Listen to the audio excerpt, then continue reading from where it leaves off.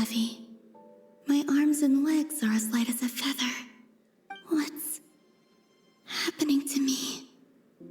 I feel drowsy, like I've been asleep for too long. Is it daytime or nighttime? Is the moon out? I think I'll go for a walk.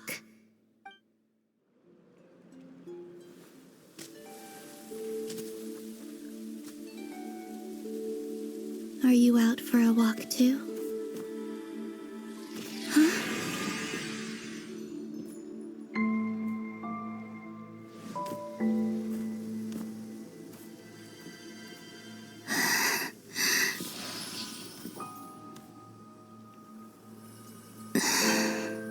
The day has come at last.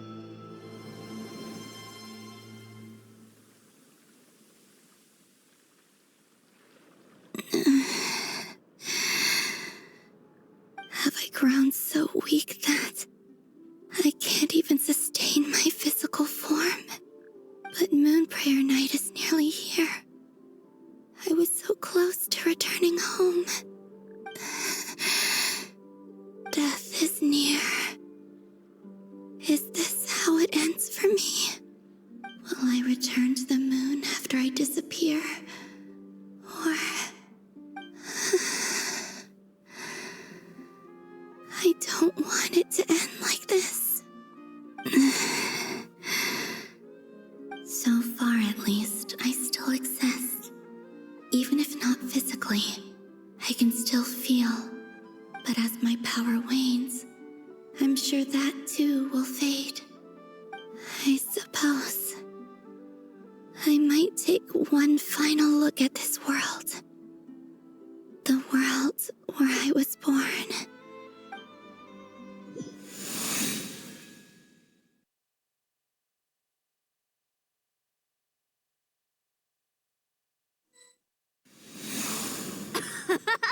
Come on! Come on! Wait for me! The Frost Moon Enclave. How much it has changed since I was born. These decorations, they're so heavy. It's times like this when you kind of wish men could be priestesses and acolytes. How fascinating. I've never had the chance to be privy to people's private lives in this way. In the past, people would get so solemn and serious the moment I showed my face, like they were frozen stiff. Karina, Lametti, it's time to eat. Coming. I want to watch them a little longer.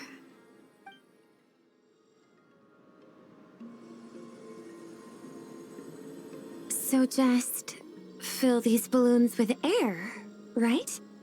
Yep. Try a couple now to test things out. The rest can wait till Moon Prayer Night. Think fast. Rita! Teasing an acolyte of the Frost Moon Scions? Surely that's a punishable offense. Take this!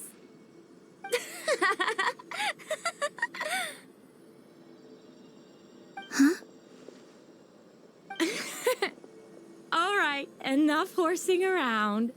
Lady Lauma gave us a task. We should get back to it. The task is just to check that the balloons don't leak, right? Doesn't matter if we fill them with air or water. Okay, you got me there. And you got me there. But still, we can't use all the balloons before the festival even starts. We won't use all of them. And as long as Lady Lauma's trusted acolyte doesn't snitch, this can stay as a little secret between friends. A couple more can't do any harm, right? Oh, you menace. Then, think fast! Is pumping a balloon full of water really so much fun?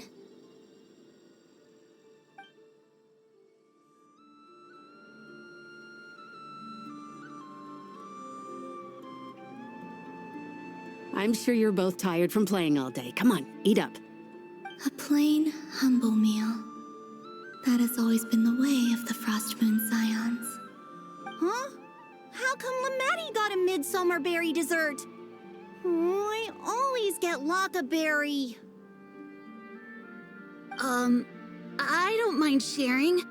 You can have a bite of mine if I get to have a bite of yours. They're sharing food? I've never shared food with anyone before. Even at the Harbinger tea parties, everyone just ate off their own plate. And when I couldn't finish my food offerings from the Frost Moon Scions, they'd leave the leftovers out under the moonlight for the animals to claim. Hey! That was 2 bites! Oh, then you can have another bite of mine. Oh, you too. Oh, don't fret now. Here, have some of Granny's too. So this is what it means to be family.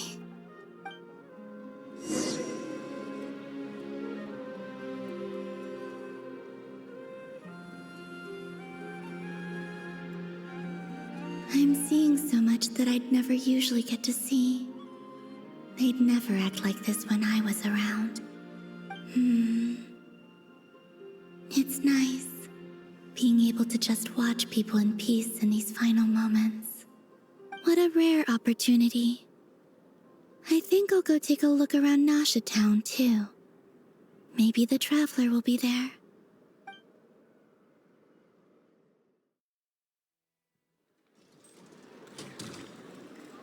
After the War of Funerary Flame, the Moon Goddesses were no longer recognized by Teyvat.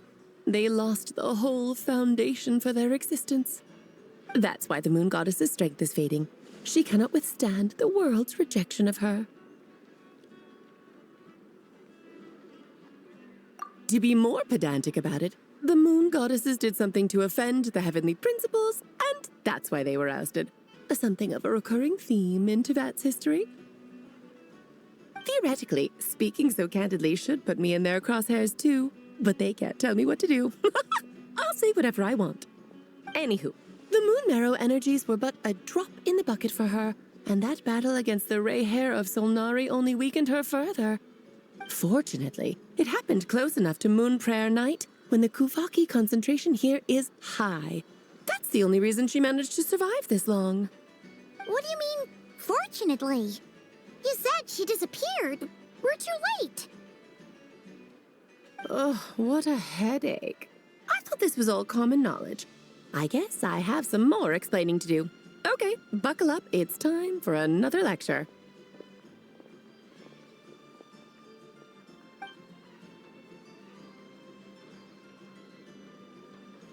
Now, I said earlier that the Moon Goddesses lost the foundation for their existence.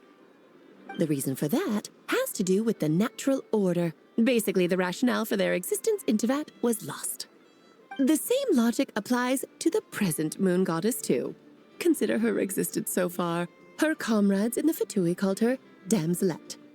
And she was worshipped as Kutar by the Frost Moon Scions. But these connections have now been severed, whether by her hand or yours. So the rationale that once sustained her existence is now gone. Wait, we did that to her? Oh, well, strictly speaking, yes. But let's not start pointing fingers, shall we? I'll only end up as the big bad villain, and that's not the kind of final boss I want to be. Of course I do. I'm only the greatest mage in the whole entire world. Now, if you wish to find your Moon Goddess, there are 2 problems we need to solve. Firstly, we'll need to strengthen the connection between her and Teyvat, at least enough to sustain her until Moon Prayer Night. Strengthen her connection. But does that mean I'll have to rally all the Frost Moon faithful behind this?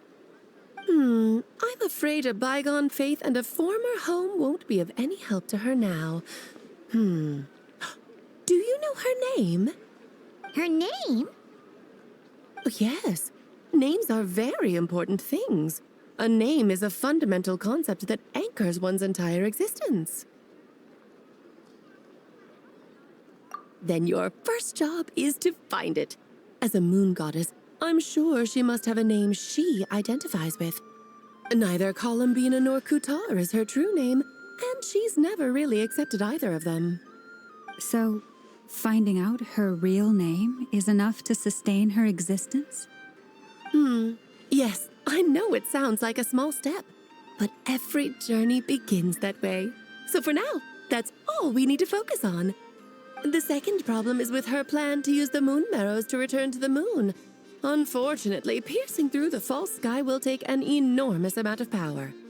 Given her current condition, she won't be able to provide anywhere near enough power, even if she recovers her physical form. But no need to fret. Nicole's the expert in this field, and I'm sure she'll figure something out. Wait, Mage N is going to help us out too? That means we've got 2 Hexencircle mages on the case. This is turning into a pretty big deal. Actually, this is more of a side quest for me. Like you said, I'm a busy lady, so I can't stay for too long. I'll have to return to Tibet's border soon. That's the upside you get for looking out for my little Klee. Hopefully that will incentivize you to carry on keeping her company in the future. Anyway, jokes aside, you'd better get moving. It will take quite a miracle for the moon goddess's consciousness to hold out till moon prayer night.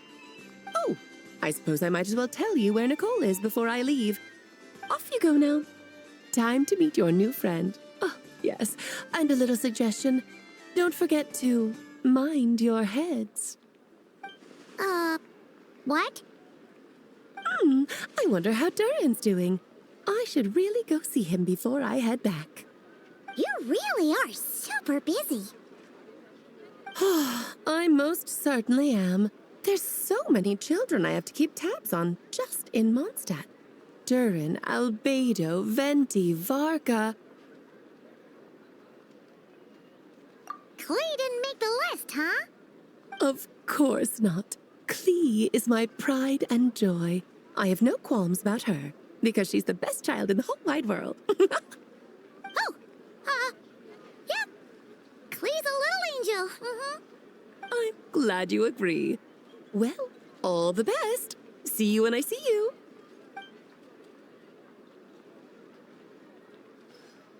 She left in a hurry. Yeah. She didn't pack up her stall. Should we handle it for her?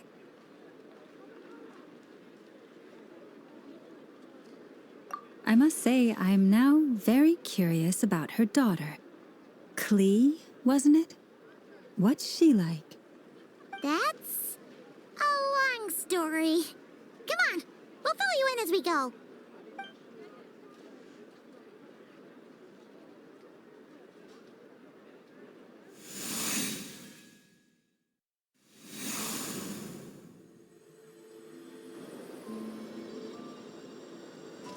What a lively place. I've never experienced Nasha Town like this before. Hey, you old geezer! Your hammer's rusted through! Who are you calling old geezer? Are they quarreling? I'm looking right at him! You've really gone downhill since giving your daughter free rein in the workshop. Can you even swing a hammer anymore? It shouldn't take you days just to fix a single chair. You might as well use that hammer to massage my back for all the good it's doing. Don't run your mouth, or you'll get a back massage that'll put you in bed for the rest of your life. Look, the materials haven't arrived yet, all right? You know how busy it gets in the days before moon prayer night. I'll bet you send all the materials to your little princess. Blood's always thicker than water, huh? All right, you've made your point, Uncle Koski. As soon as the materials arrive, fixing your chair will be the #1 priority. And Dad, if you've got time to chat, why don't you lend me a hand, See? Lolka knows what the score is. I guess they're friends. But the way they spoke to each other was so ugly. Then again, it wouldn't be the first time I've seen something like this. Columbina! my door in the middle of the night one more time, and I'll unscrew your vocal cords. You hear me? Oh, Zandrone. So that was her way of trying to be friends with me. What a pity. I won't get the chance to say any ugly things in reply. Hey, have you decided what to give her for Moon Prayer Night? I sure have. She's gonna get the surprise of her life when she's least expecting it. Then I'll whip out the ring and pop the question. The surprise of her life. What a fun turn of phrase. Cool, I get the picture. You can spare me the gushy details. Ooh, looks like we have a customer. Hello there, ma'am. Would you like some Moon Prayer Night candy? Huh? Is he talking to me? Can he see me? Here you go.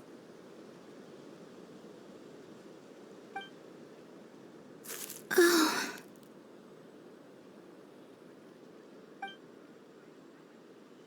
Come back anytime. Right.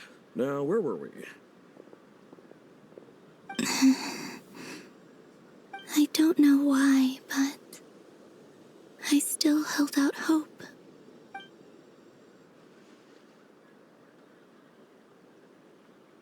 The most important thing right now is to find that mage. This name thing seems super important too, but where do we even start looking? I'd better go pay the Fatui a visit.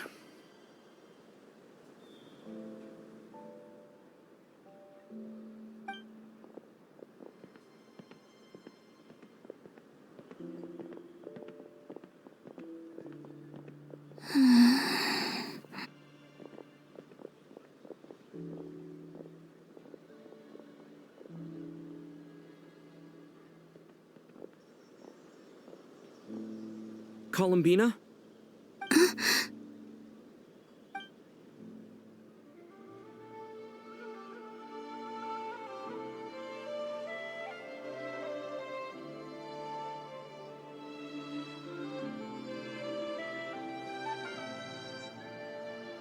Traveler? Let's go! This is no time to be spacing out!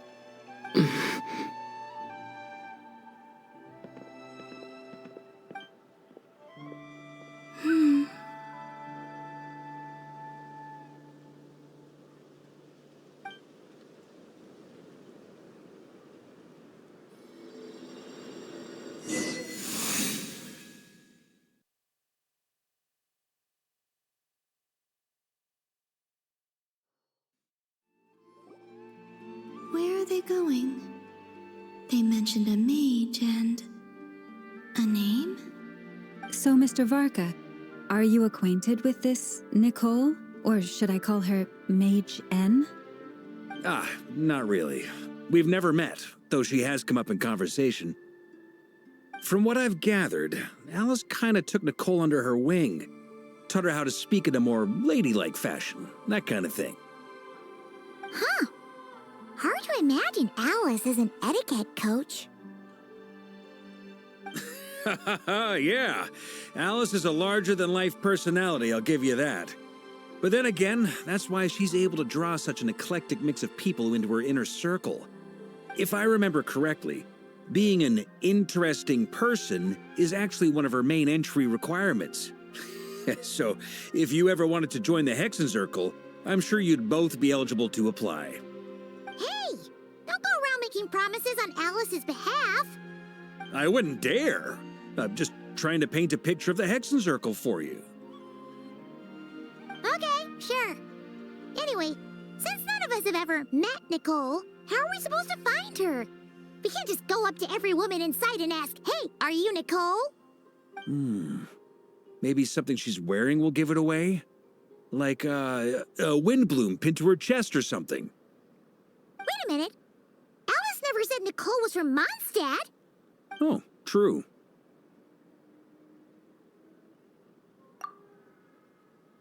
That would be this young lady, then?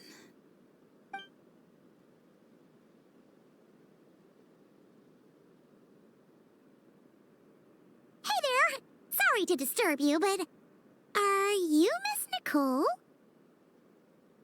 Varka, Knight of Boreas of the Knights of Favonius. Alice might have mentioned me before. Ah, have we got the wrong person? Sorry. Well, this is awkward. When I shook my head, I meant, no, Alice hasn't mentioned you before. Huh? Where is this voice coming from? My apologies. For certain reasons, I am unable to speak. This is the only way I can communicate with you. It might take some getting used to, but I hope you can understand. Hey, it's fine. I'm more shocked by the fact that Alice never speaks about me. I mean, As for you two, we have crossed paths twice before, but it is nonetheless a pleasure to finally meet you. It's really you! Thanks for all your guidance in the past! You're quite welcome. This time, things are different. We have reached the unwritten pages of the story. You might say that we stand at the crossroads of fate.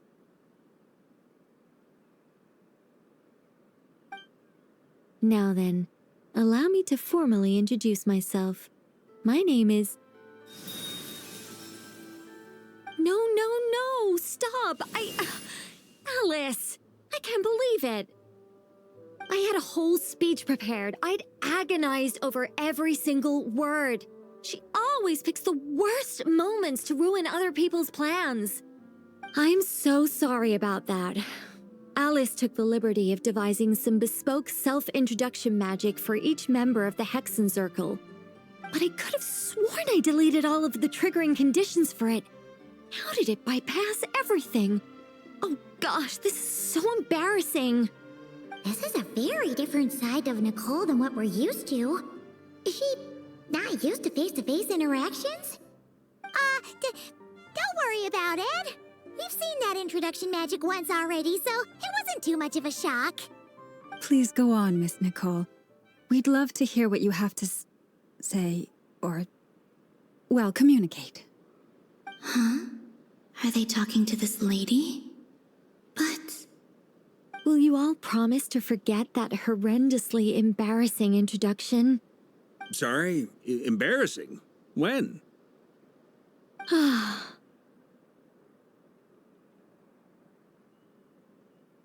Yes, my name is Nicole, and I am one of a very few angels who have retained both their preferred form and their power. The Traveler and Paimon should be no strangers to this concept.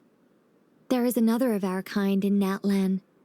They call her the Lord of the Night. All right! Paimon remembers her.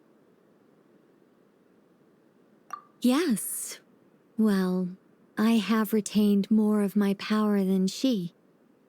It's because I don't have a long-term duty to fulfill. To be more specific, no. We'll be here all day if I get into the specifics. Moving on. If I'm not mistaken, you are here because you wish to learn how one might reach the moon beyond the sky. That's right. Is that something you can give us any guidance on? Yes, I do know a way. It began with the Hyperboreans, who lived after the War of Funerary Flame. Blank looks. Maybe I should start with the background of the war. Or maybe not. It shouldn't be an issue. I'll fill in the gaps for you when we have more time. Anyway, after that war ended, the three moons retreated to beyond the false sky. The Hyperboreans were humans I once aided. They accepted the civilization and creations bestowed upon them by the angels. But despite accepting many blessings of the angels, many among them still held on to their faith in the moons. They were reluctant to accept the new order, even after the War of Funerary Flame. they sought to contact the moon goddesses beyond the sky and receive their guidance. But all three had passed away by that point.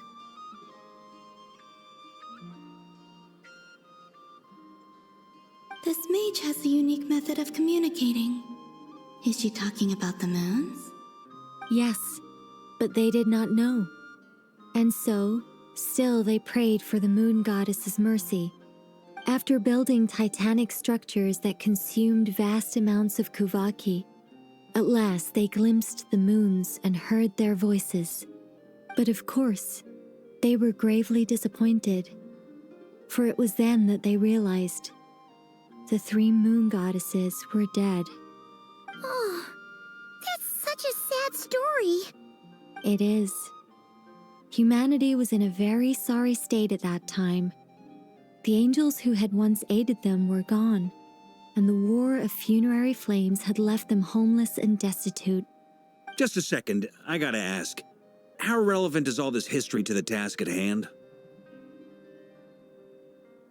Well, I mean, it's... Okay, it seems we've drifted into irrelevant narrative waters. It's been a while since I've had the chance to speak inside someone's head. As soon as I got started, I lost control and the words just flowed out like a waterfall. What I'm trying to say is... Right, yes, that's it. The relevant part is the ritual created by the Hyperboreans. The fact that they bypassed the false sky and saw the true moons implies that they successfully built a connection between Tevat and the outside world. Which means, with enough Kuvaki and a sufficiently stable connection, it should be feasible to send one person over the border. Okay, so they built some kind of portal?